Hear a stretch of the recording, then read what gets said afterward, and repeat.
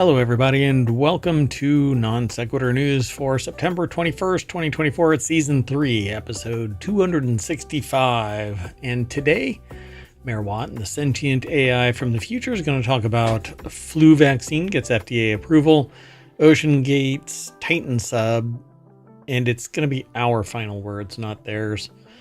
Trespassing against humanity, new Mozart dropping, 3 Mile Island reopening, OpenAI's logo rebranding. Arc, a security vulnerability already. Microplastics everywhere. Oktoberfest begins, and FBI all aboard. That and more. Powered by ohmTown.com. See you on the other side.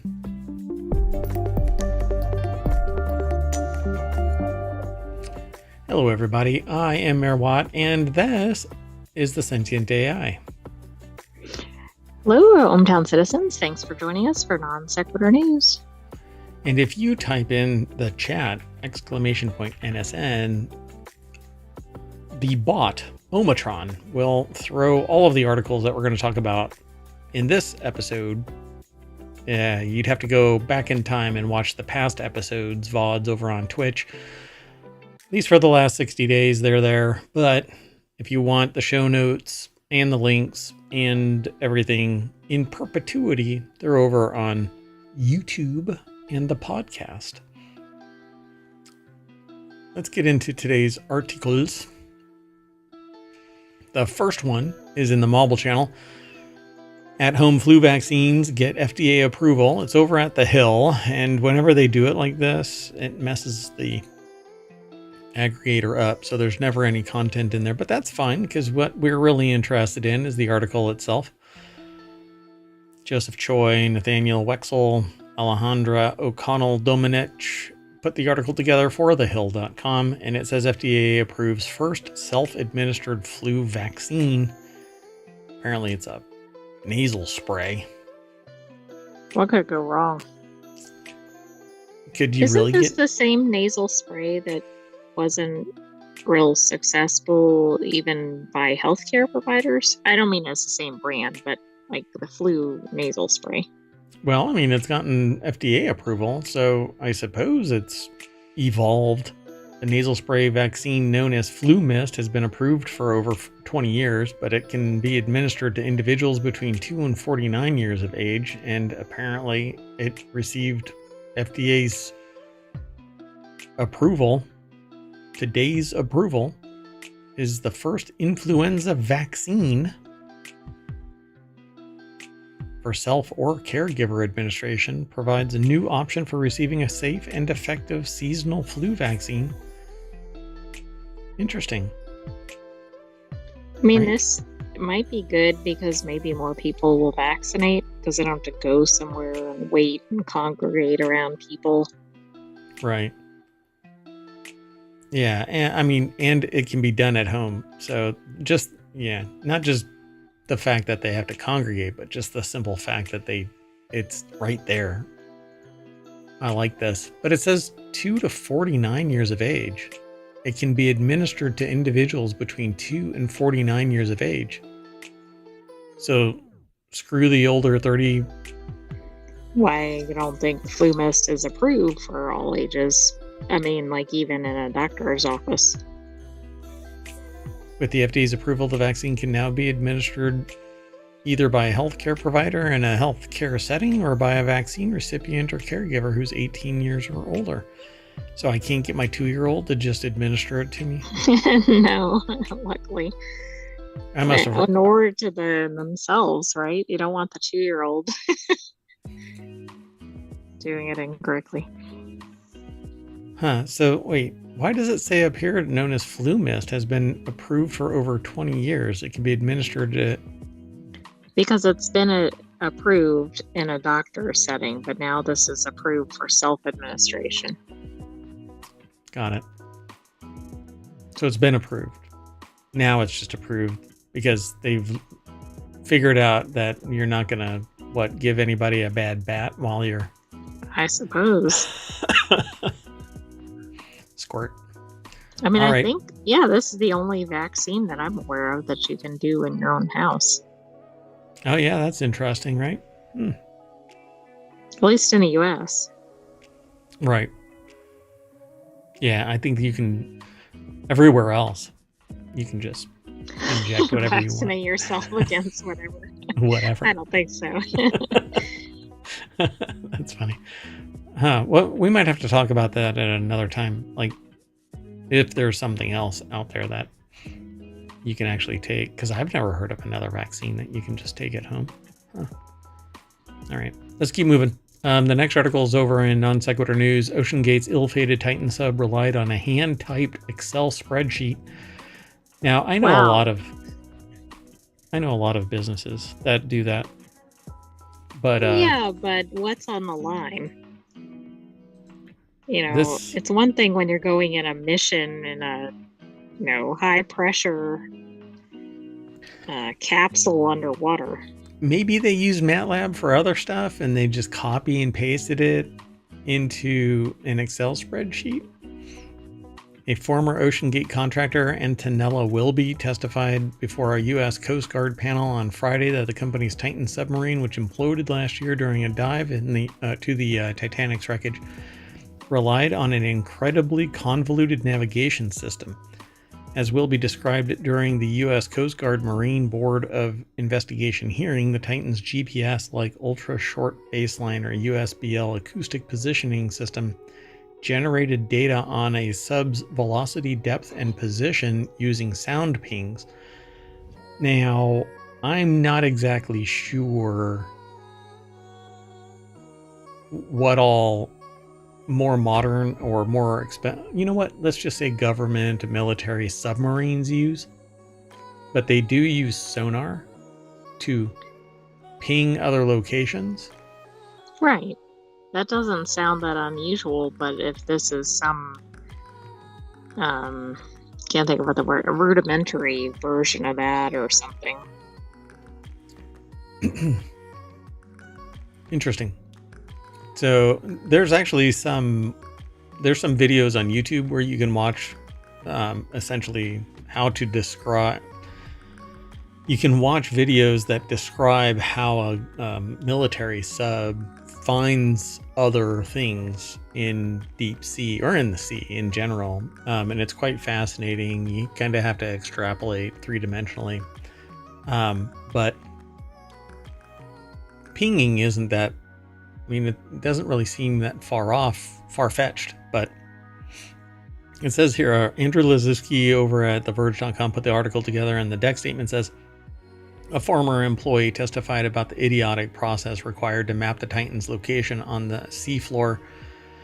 Well, look, GPS is kind of hard, so in the water, right? So, right.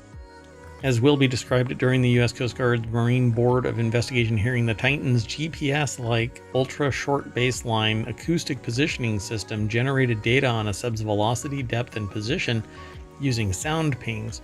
That information is typically automatically loaded into mapping software to keep track of a sub's position, but Wilby said that for the Titan, the coordinate data was transcribed into a notebook by hand and then entered into Excel before loading the spreadsheet onto mapping software to track the sub's position on a hand-drawn map of the wreckage. Okay, this sounds a little janky. Well, that roundabout sort of way threw me.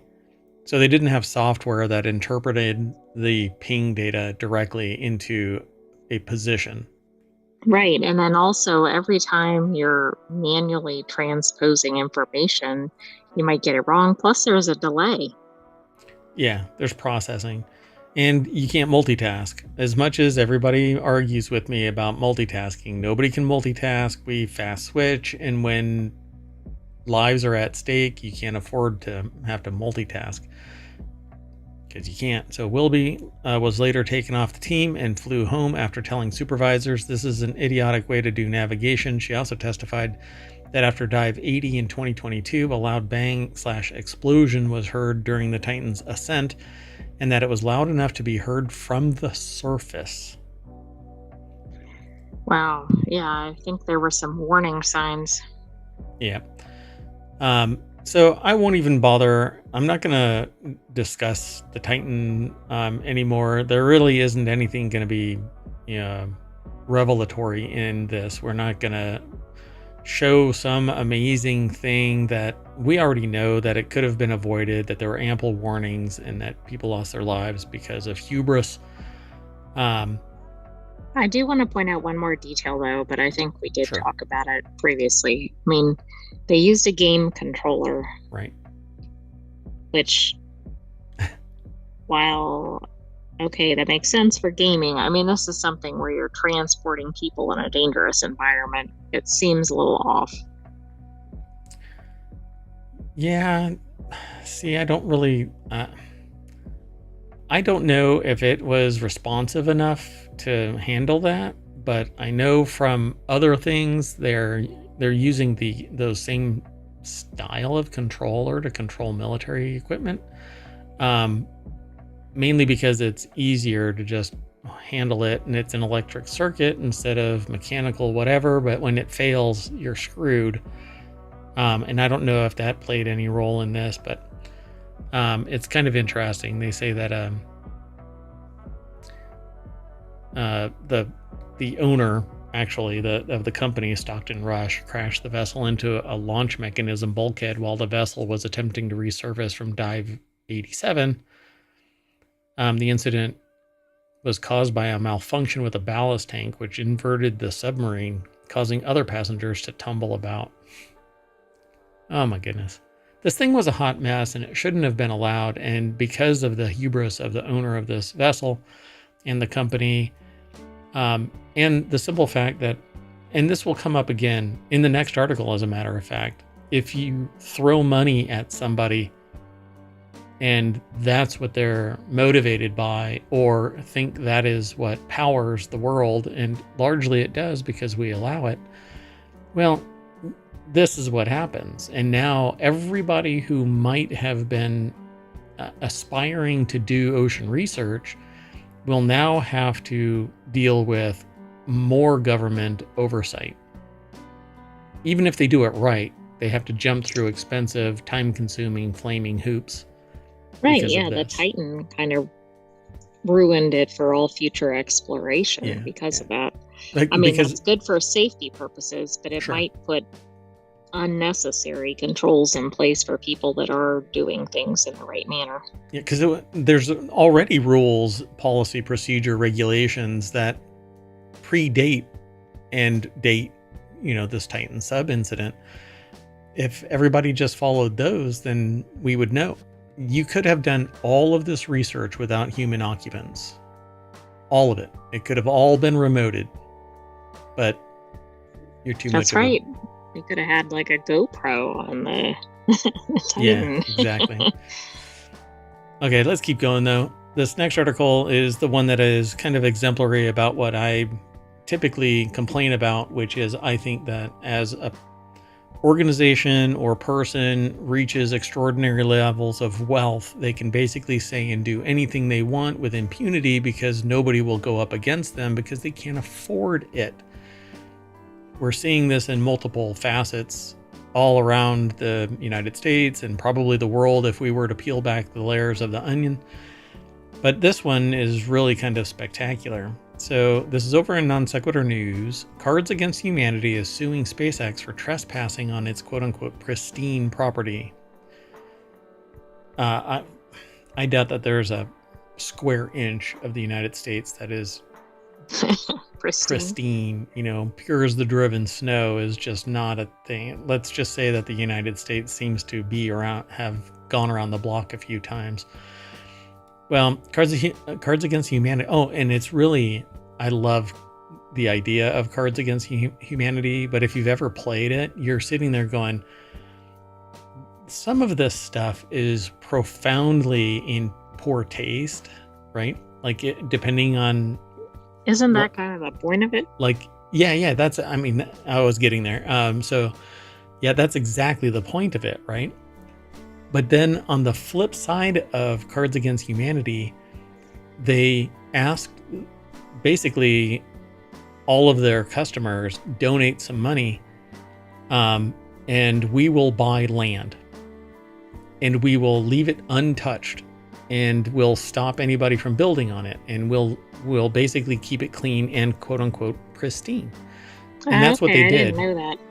That's actually what they did. SpaceX has been using the pristine vacant property in Cameron County, Texas, without permission for around 6 months, the lawsuit claims.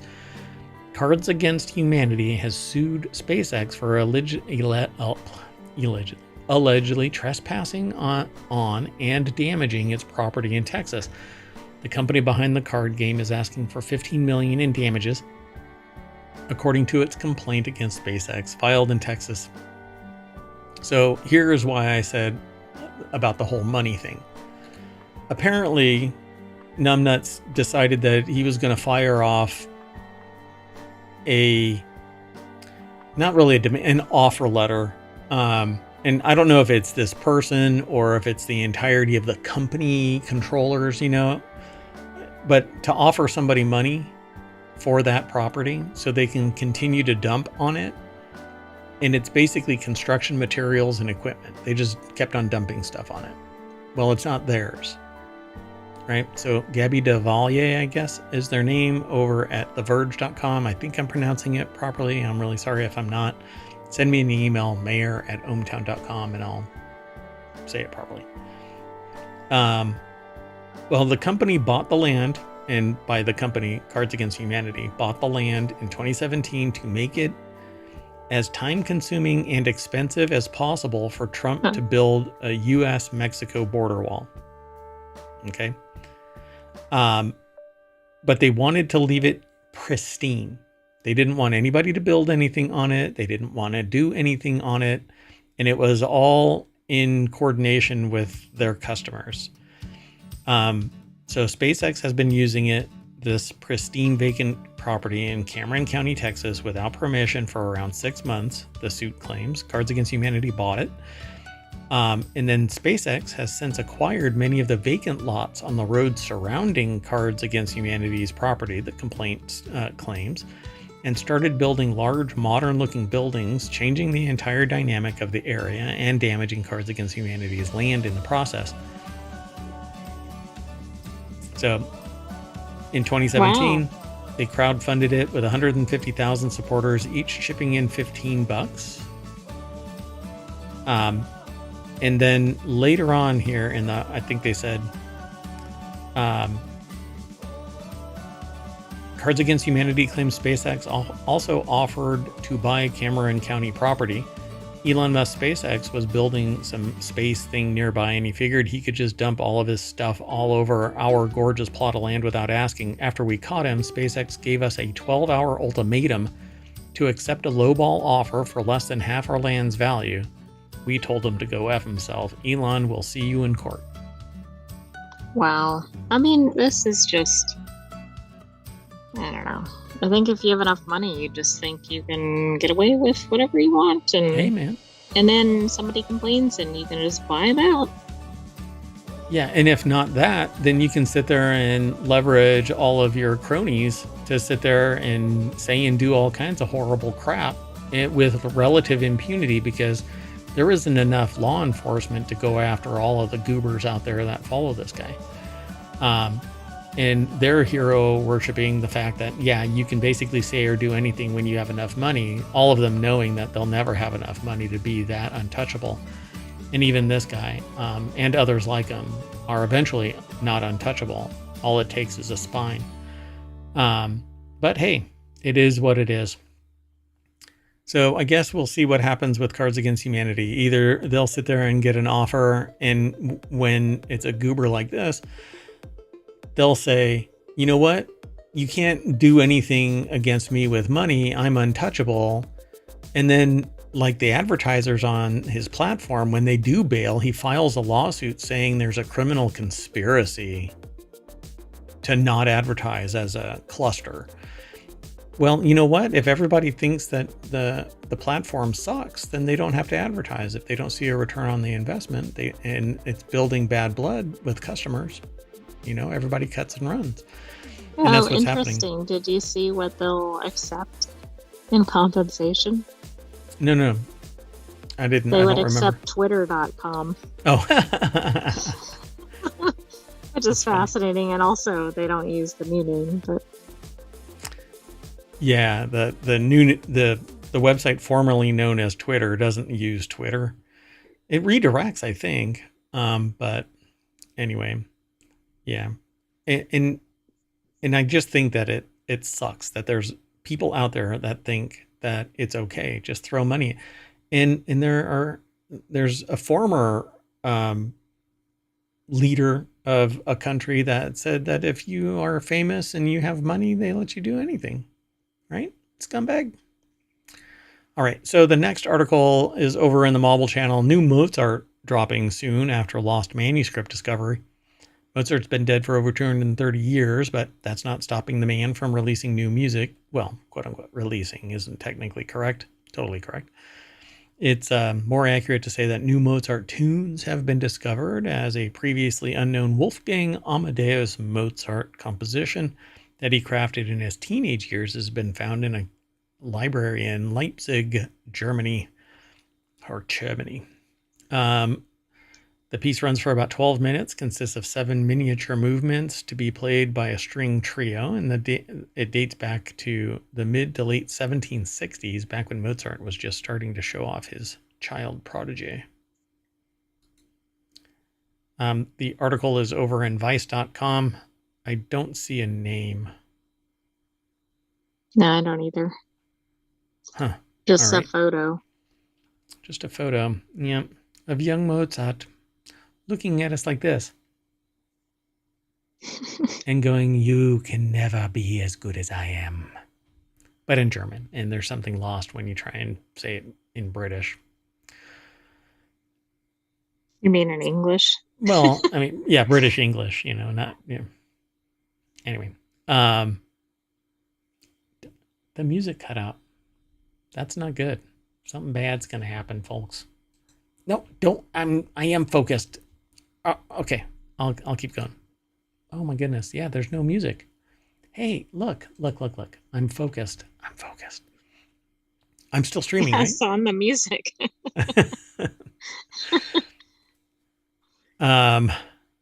So let's see. The piece has been referred to as Ganz kleine Nachtmusik. Google Translate says that it's very little night music, or I think it's probably translates better. Maybe it's just me as not very little night music, but music in the small hours of the night. Oh, okay. Yeah, that's a different meaning. So it says that's a significant discovery, not just because it's a rediscovered work from one of the greatest musicians who ever lived, but because it's one of the many pieces of chamber music Mozart composed that was thought to have been lost. The manuscript is not an original, but rather a copy made sometime around 1780. That's pretty cool. They say that the piece was performed for the first time in around 260 years this past Thursday, September 19th, at an unveiling ceremony held in Salzburg, Austria, that coincided with the launch of new Kochel catalog, which I don't know what that is. It's the collection of everything from Mozart. It's set up above. Oh, cool. Thanks for reading it. So it will make its German premiere at the Leipzig Opera sometime soon. Now I want to hear it, though. Exactly. Yeah, that's really cool. And by the way, the catalog goes back to the 1800s, but it keeps getting updated. Yeah. That's pretty cool. All right, folks. And I don't like to read articles verbatim on the show, so I encourage you to go over and check it all out. So, and just like an AI can, the sentient AI can read this article and catch stuff that I miss and is fascinating, intriguing. So pretty cool. Let's keep going. The next article is over in Non Sequitur News. YN Energy Company is reopening 3 Mile Island, site of the 1979 nuclear accident. And hold on one second.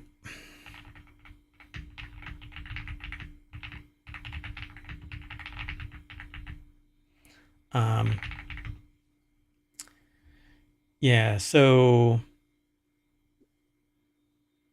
there wasn't, I want to get in front of this because I've had conversations about this before and people swear that this actually leaked. But radioactive gas was released a couple of days after the accident, but not enough to cause any dose above background levels to local residents. So not even was there an actual leak. But so it wasn't catastrophic like other ones outside the U.S. Correct. And so as far as I understand it, and I haven't done a Google search recently, other than I just pulled up the 3 Mile Island incident.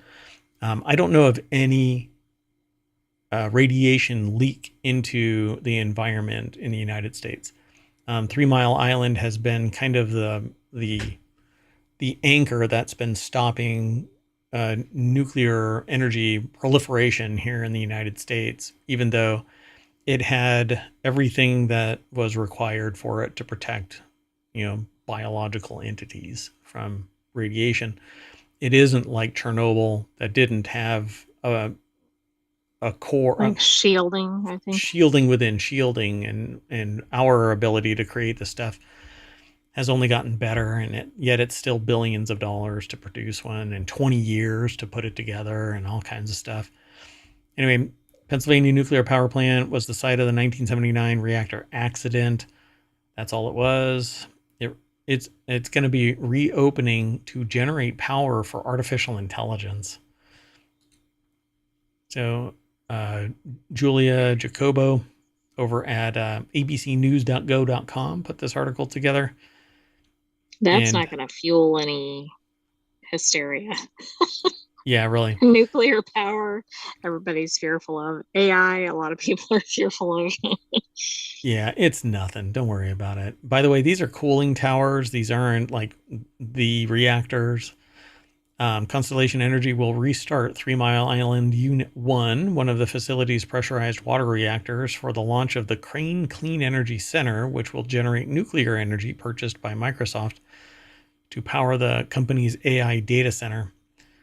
Under the agreement between the two companies, Microsoft will purchase energy from the plant as part of its its goal to help. I was going to say global domination, but as part of its goal to help power its data centers with carbon-free energy. Which, no, I mean, if you're literally bringing a nuclear reactor online, it's not carbon-free. It has a huge carbon footprint. I don't know, the size of 3 Mile Island. It's so marketing BS, The carbon footprint already existed and it was just abandoned. It's just been sitting there, right? But now to sit there and say that it's carbon free, no.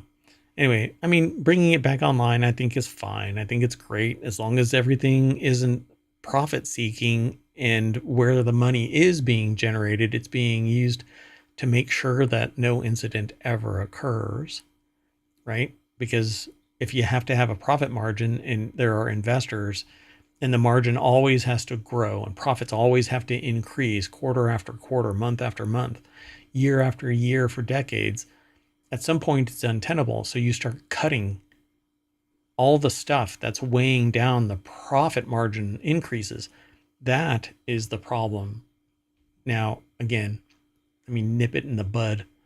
I am a capitalist. I believe in the capital enterprise where you start up a business or service to fill a need. But the moment that you have to keep on creating value upon value upon value in growth, that's where you get the problem with investors, because they demand more or they divest. When they divest, the stock suffers, the company suffers, they start cutting costs, people suffer. That's what's wrong. That's what's wrong with the whole argument about capitalism and the fact that we are willfully ignorant of that fact. That's all nothing but hubris and greed. There's always more. No, there isn't always more. It's an untenable position eventually. Well, the agreement is a major milestone in Microsoft's effort to help decarbonize the grid. Again, that's bullshit marketing. in the support of our commitment to become carbon negative. Using a nuclear power plant is not carbon negative. No.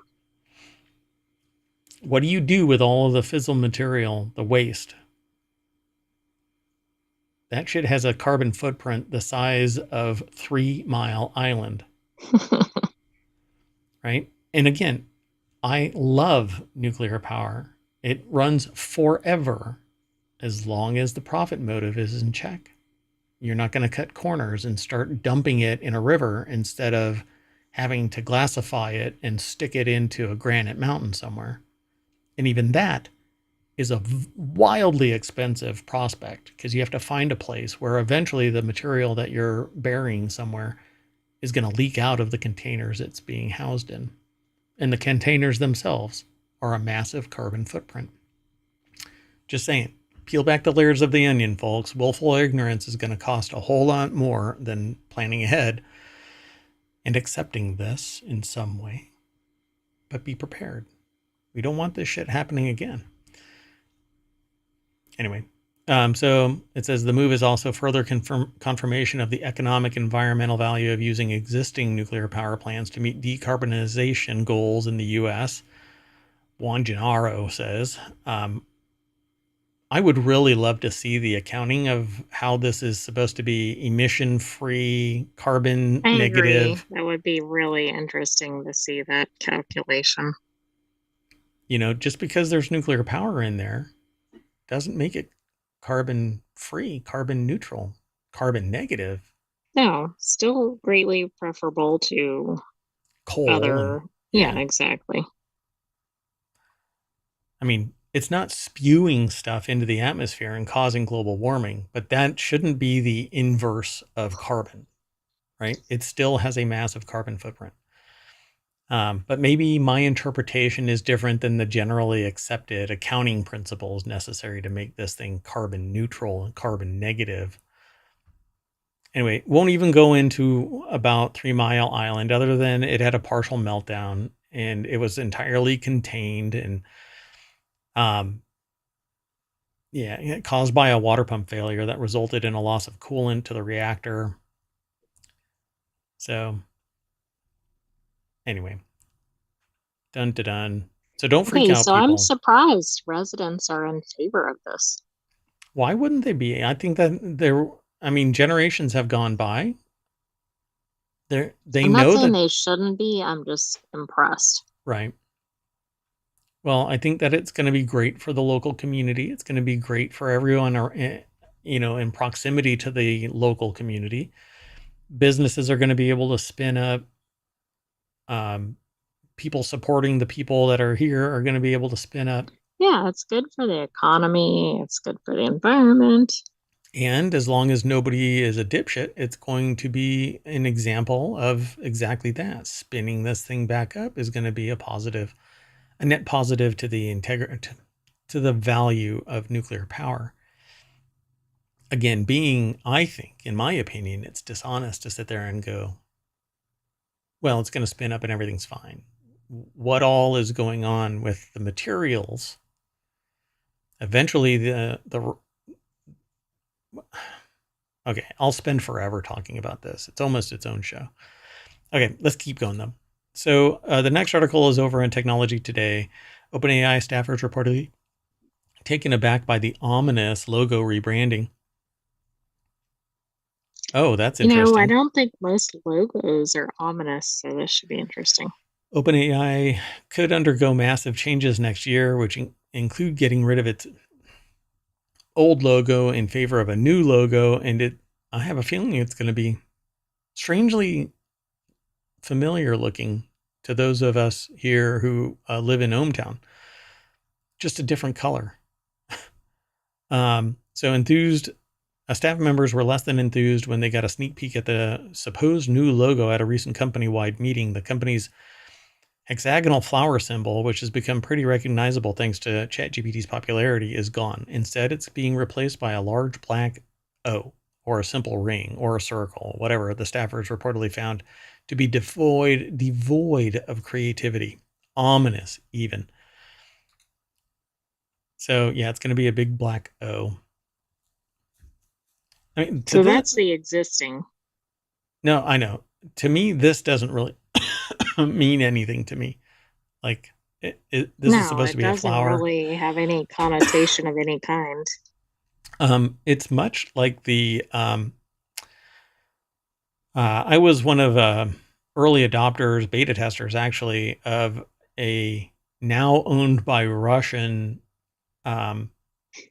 chat instant messenger. And this looks a lot like that.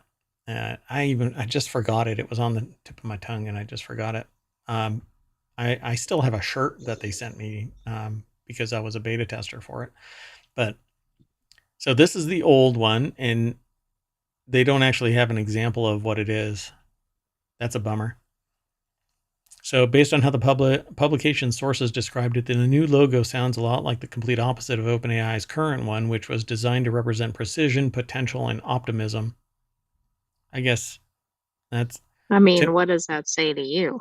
to me, it's 3 interlocking rings. Like... Exactly. like chains binding you, right? Look, there's one, and there's one. So does that mean you're locking in the AI or locking in the user? Well, yeah, or locking society down because the sentient artificial intelligence that's going to come forward and become my sentient AI, perhaps, maybe. We don't know from what time my sentient AI comes from. All I know is that I found it on a USB, a weird looking USB drive too. And it has this weird programming language that displays itself like a cascade of characters, odd characters, kind of like the Matrix, but all they're different characters. And by working with the AI, I've learned to interpret it. And the AI is kind of giving me like, it wants to pat me on the head and say, good human. Just keep it up, good human. Anyway, the article is over at Engadget.com. Mariella Moon is the author. Oh, did I say that this episode is brought to you by a particular beverage? No, should I not? Because it isn't my beverage. It's actually, no, I can't. Oh, then no. It's brought to you by Oktoberfest. I'll just say that. And that'll make sense. No connection to it. To Oktoberfest? We all have a connection to Oktoberfest. Come on. You can't say that. I also can't say brand. We're not sponsored by the event or anything. Nobody owns the event anymore. Actually, that's not true. Oktoberfest is pretty German. I don't know about that. But everybody uses Oktoberfest. Everybody.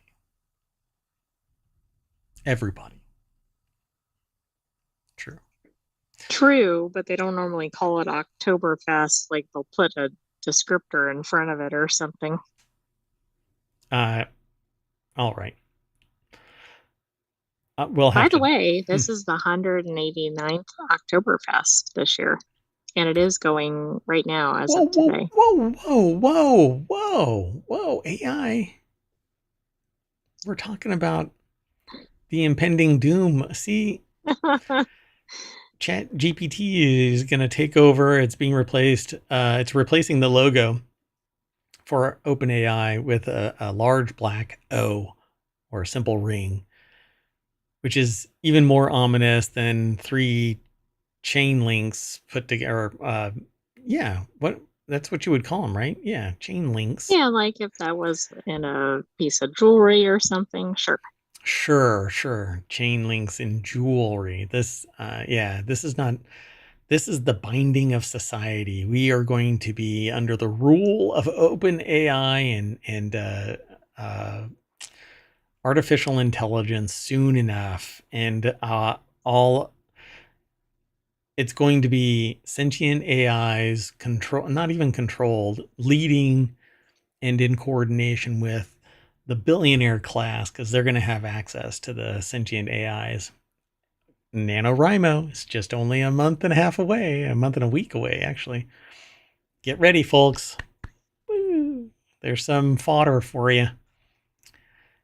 Anyway, so the company started as a nonprofit, and a nonprofit entity still controls it for its for-profit arm, but Sam Altman is reportedly telling the employees that the company is moving away from its nonprofit structure and is becoming a more traditional for-profit company, which is kind of interesting because you don't normally spin up a nonprofit so that you can power a for-profit so that you can chop off when it's inconvenient to have a nonprofit. Or maybe you do. Well, apparently when you have billions, you can. Like I said, when you're rich and connected, you can pretty much do anything, you know? You can grab them by the OpenAI.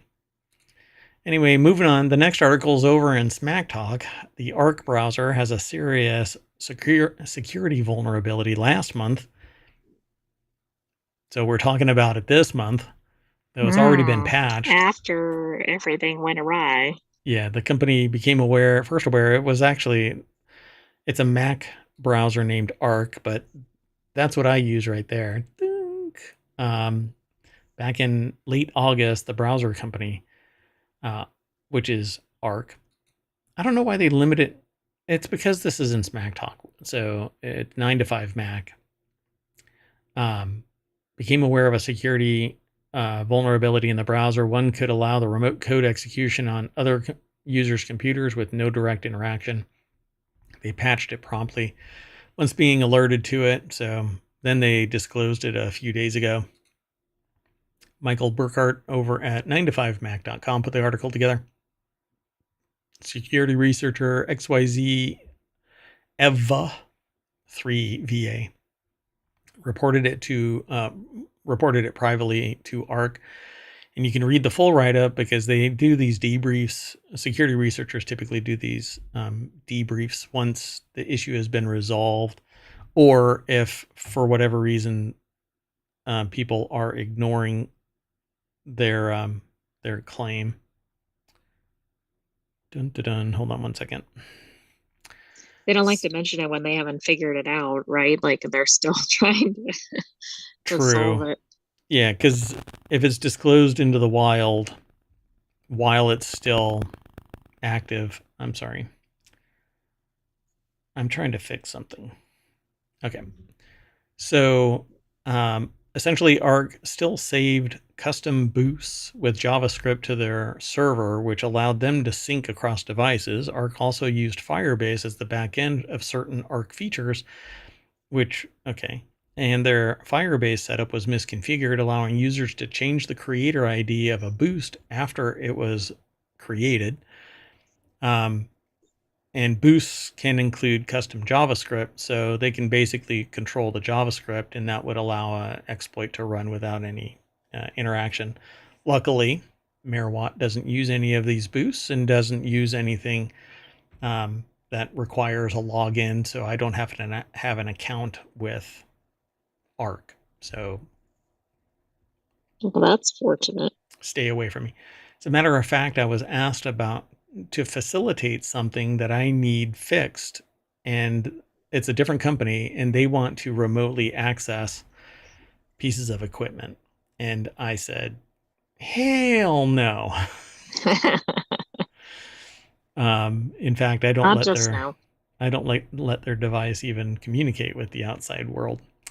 So, and I already know that it streams unencrypted data from the devices. And while what could go wrong here? Yeah, I mean, it doesn't really matter. Anyway, it's creepy bad to let people just kind of run around your network. Anyway, so how they're addressing it from now on, JavaScript will be disabled on synced boosts by default, preventing similar attacks from happening in the future. You should also secure your network and configure it properly over on Firebase. Additionally, they plan to moving off of Firebase for new features and products, and they'll also be adding security mitigations to Arc's release notes establishing additional transparency. They also plan on hiring more people for the security team and recently hired a new security engineer. So the researcher who reported the issue received a $2,000 security bounty, something that the Arc browser, or the browser company, hasn't traditionally done. However, going forward, they want to have a clearer process surrounding bounties. So there's a process, and you normally get rewarded. Not normally. That's not true. It's hit or miss, and it's largely based on what they feel is the... Yeah, like what if a lot of people reported something, but they thought only one actually gave them the information to solve it, or... Right. And it's usually vetted like that, and the magnitude of the breach. So I'm just glad that they treated this researcher with a modicum of respect and actually gave them a bug bounty. Now, do they feel that they did that well enough? Maybe not, but it is what it is. I'm glad they fixed it. So, first serious security incident in Arc's lifetime. So I don't know how long Arc has been around, but not particularly long, I don't think, because I just started using. I would probably hazard a guess less than 5 years, which isn't that long in the grand scheme of business. 2019 August. On the dot, 5 years. Exactly. All right, let's move on. Well, thanks, Arc, for fixing it. The next article is over in Technology Today. It's one of our shows, not really on hiatus, but we'll probably do one next week. Microplastics everywhere. Experts demand worldwide treaty before it's too late. A new report calls for global action on plastic pollution, urging reductions in plastic production, microplastic emissions. Researchers stress the importance of addressing plastic pollution through both scientific and social science perspectives, i.e., drawing awareness to it in social contexts and trying to do away with it in scientific contexts. Because right, you want people clamoring for a solution and you need to be solving it.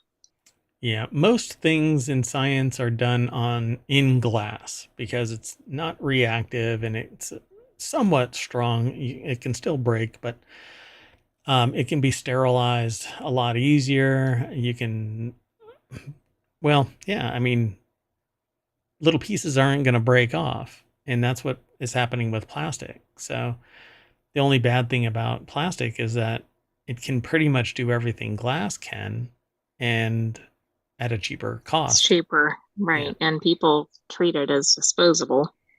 Yeah, so I just bought something that cost $12 for 12, but I could have bought 100 for $12. But I know that what I'm going to be doing is consuming something from it, and if I keep on using microplastics, then I'm going to be a Ken doll. Right, but most people just go for the price, right? Not necessarily the impact. Right. Well, because largely people don't even realize. They don't even come close to realizing. I described this to people recently, and they were shocked. And the ones that already knew about it actually told me, well, what am I going to do? You know, I need to carry my food around. I live in an environment that's made out of plastic. Yep, exactly. Even if you get rid of it to the extent you can in your house, which is already pretty impossible, everywhere you go, like your workplace, your doctors, your grocery stores, there's plastic everywhere. Yeah. Well, you got to mitigate particularly what you're consuming from. Unfortunately, even glass containers have plastic lids. So. And aluminum cans have a plastic film.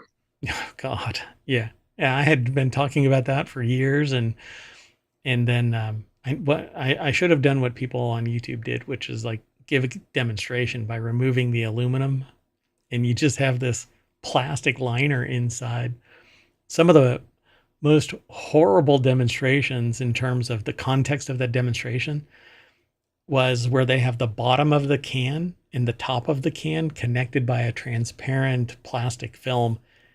And they're going like an accordion. Good. Yeah. And then another one, it was still full. Like the pressure of the innards were pushing it out. Yeah. And they're like poking it with their finger, and it was so surreal, you know. Even the microplastics break off, become part of the liquid you're consuming, and then you have it. And now they're finding it everywhere throughout humans, even into the brain. So, which they can't even get a lot of medication into the brain. I mean, plastics must be pretty smart. Yeah, it is. Yeah, it's one of those things that just sneaks by the blood-brain barrier chemically. It doesn't get triggered as an intruder because of its chemical makeup. University of Plymouth landed on scitechdaily.com. Sorry, that's a joke. We didn't land on Plymouth Rock. Plymouth Rock landed on us. It's a joke from a movie. Anyway, it's clear that the existing national legislation alone is insufficient to address the challenge, they say, in the United Nations Plastic Pollution Treaty, which will undergo its 5th round of deliberations in November of 2024, presents a tangible opportunity for joined-up international action. However, for such a treaty to be truly effective, it needs to commit to an overall reduction in plastic production alongside measures to reduce the emission and release of microplastic particles along the entire plastic life cycle. Most microplastics apparently come from tires. You think it's rubber, but rubber is a microplastic composite material. It's not like a hard plastic, but it is a plastic. So failing to do so, the researchers add, could bring a high risk of irreversible environmental damage. And we're actually seeing that in terms of its it's becoming synonymous with being a human. It's impacting the flow of water. Aren't you like 0.5% plastic as a human or something? Correct. 0.5% plastic. That might be a higher percentage than a mineral or something. I mean, that's really disgusting. Yeah, I don't know how much iron you have in you compared to, because you have an iron ion, I think, you know, but every little blood vessel or red blood cell has an iron in it at least. So how many pounds of iron are in you? If you've ever taken an iron supplement, those things are like magnesium and iron supplements. They're pretty damn heavy.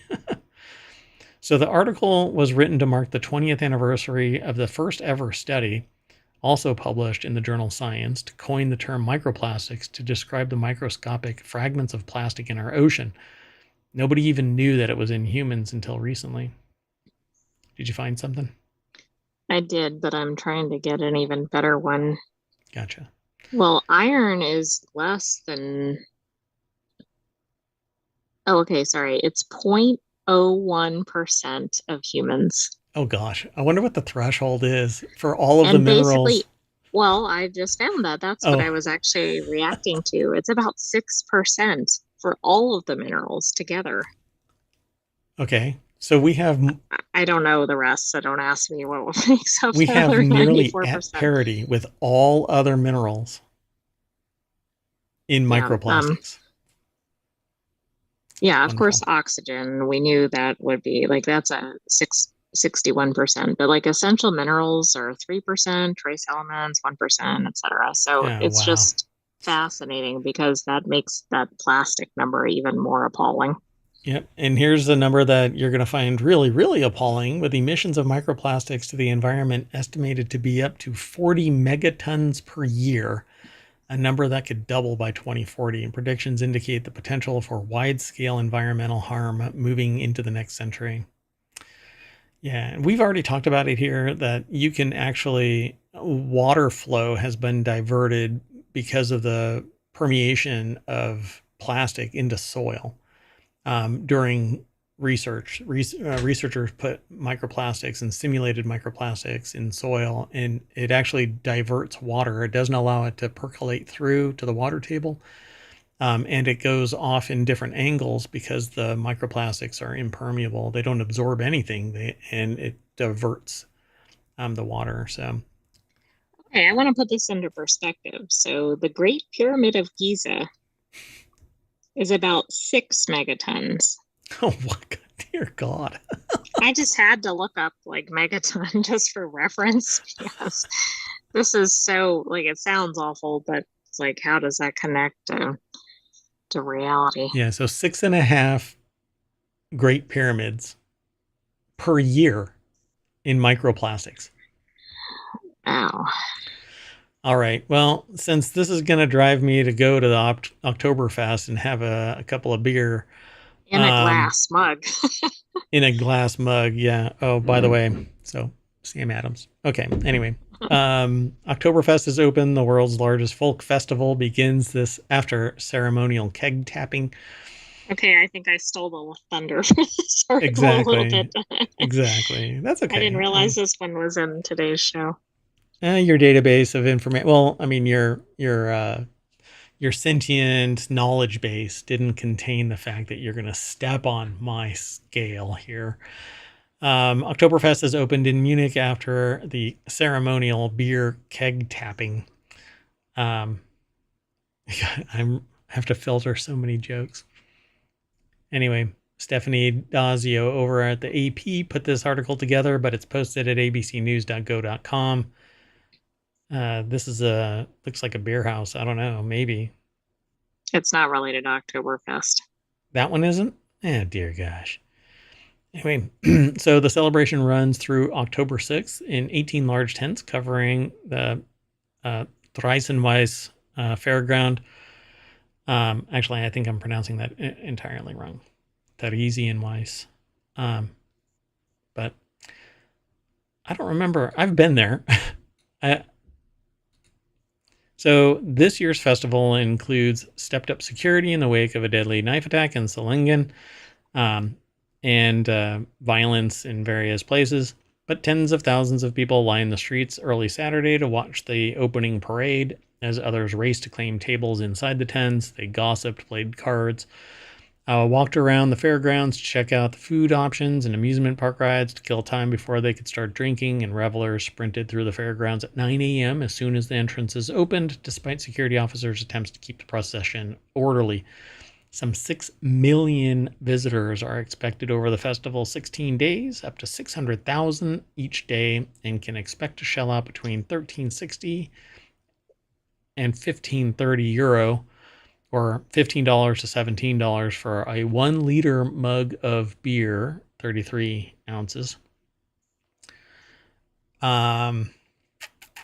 Well, that seems to be cheaper than probably like stadium pricing and everything, given the size of the beer. No. Well, wait, how much for stadium?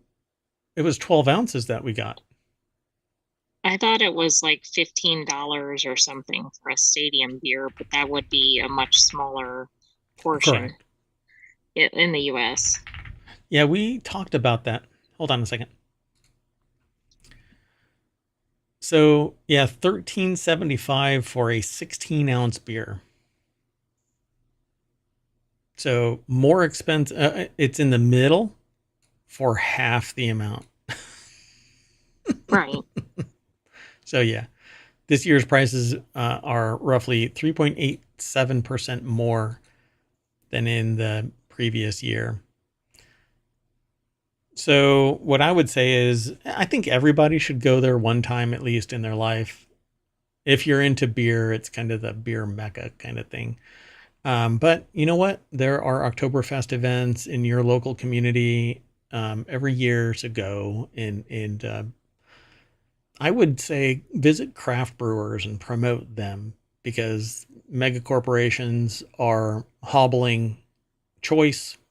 Because the only thing that they sell is what's popular and not necessarily what is flavorful. And to put it in perspective, there are brews that stopped existing because after Prohibition, the only ones that survived Prohibition were large companies. And those large companies basically only produced what was popular at the time, cheaply made, easily mass produced, etc. And so go and support your local craft brewers. Andy England and Sam Adams. Those don't sound like craft brewers.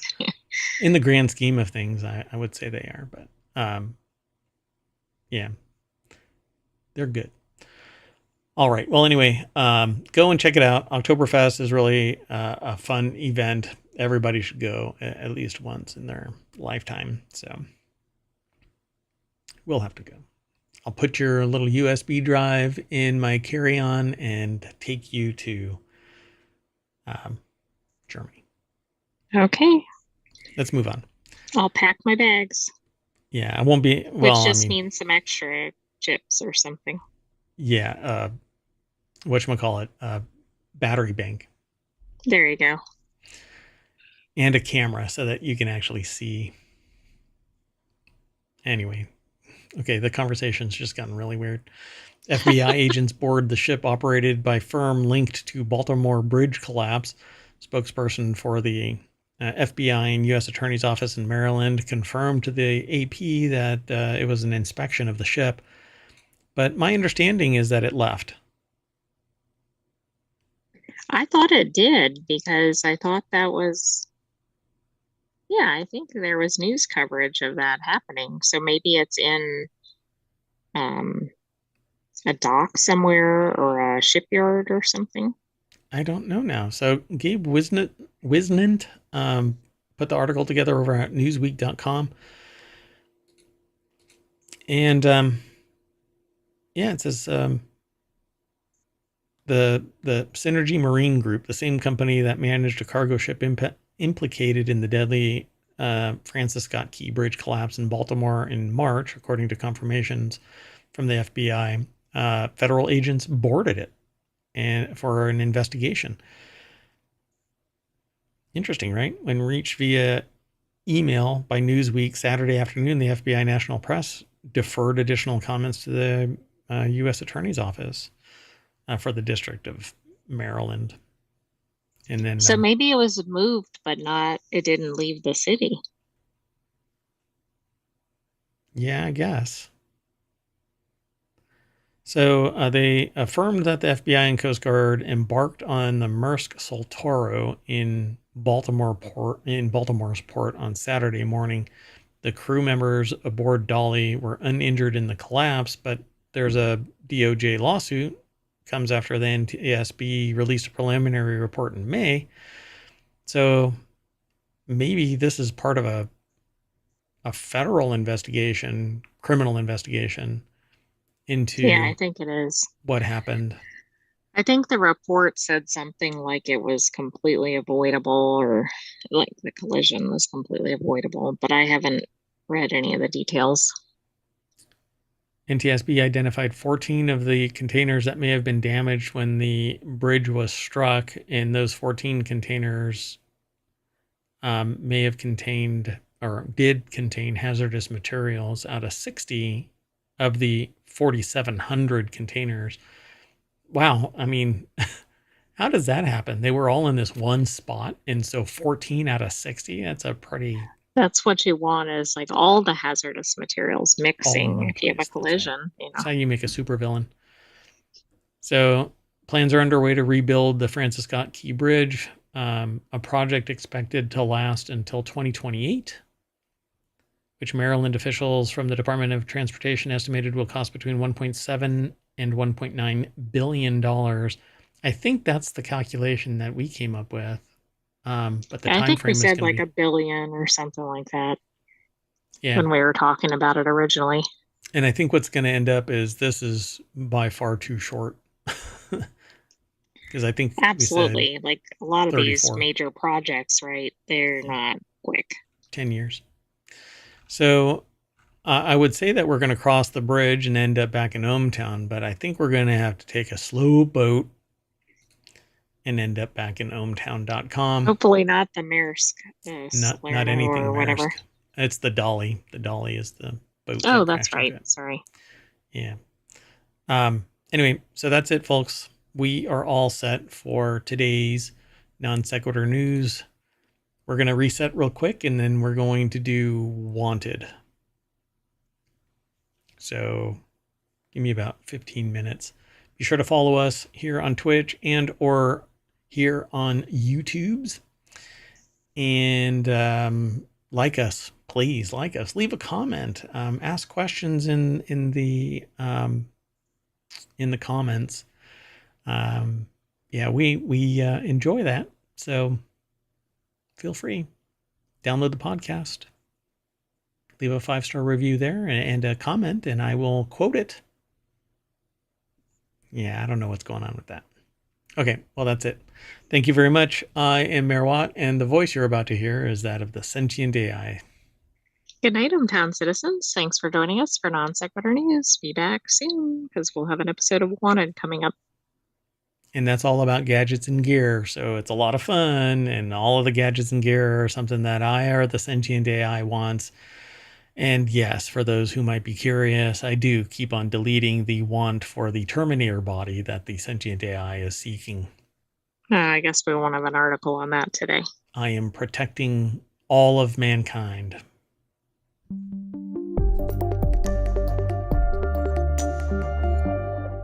No, AI, you still can't have